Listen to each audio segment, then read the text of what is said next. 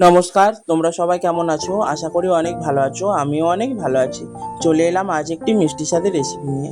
আজকের আমি বানাবো পাকা আমের পায়েস। তাহলে চলো দেখে নাও কিভাবে বানাই।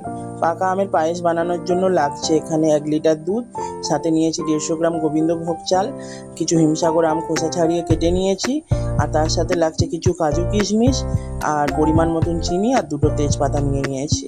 এবার আমি চালটা কিছুক্ষণ ভিজিয়ে রেখেছিলাম, ওর মধ্যে বেশ কিছুটা ঘি দিয়ে চালটাকে মাখিয়ে এখানে আমি রেখে দেবো কিছুক্ষণ। এদিকে আমি কেটে রাখা আমগুলোকে একটা মিক্সিং জারের মধ্যে দিয়ে পেস্ট বানিয়ে রেখে দেবো একটা সাইডে।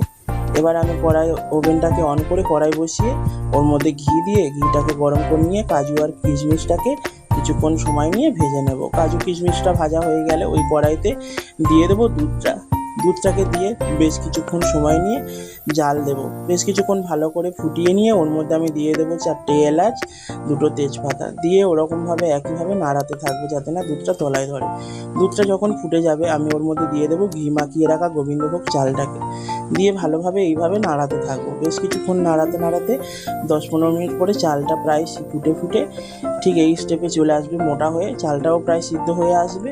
ওখানে আমি দিয়ে দেবো কাজু বাদাম আর কিশমিশটাকে ভেজে রেখেছিলাম সেটাকে দিয়ে ভালো করে নাড়িয়ে দিয়ে দেবো অল্প সামান্য লবণ, আর দিয়ে দেবো পরিমাণ মতন চিনি। যেখানে আমি আমের পেস্টটা ব্যবহার করব ওই জন্য আমি চিনিটা একটু অল্প দিয়েছি। দিয়ে এইভাবে ভালো করে নাড়িয়ে নাড়িয়ে চিনিটাকে গুলিয়ে নেব। চিনিটা গুলে গেলে ওর মধ্যে আমি দিয়ে দেবো আমের পেস্টটাকে দিয়ে আরও ভালো করে কিছুক্ষণ 5-6 মিনিট মতন এইভাবে নাড়াতে থাকবো।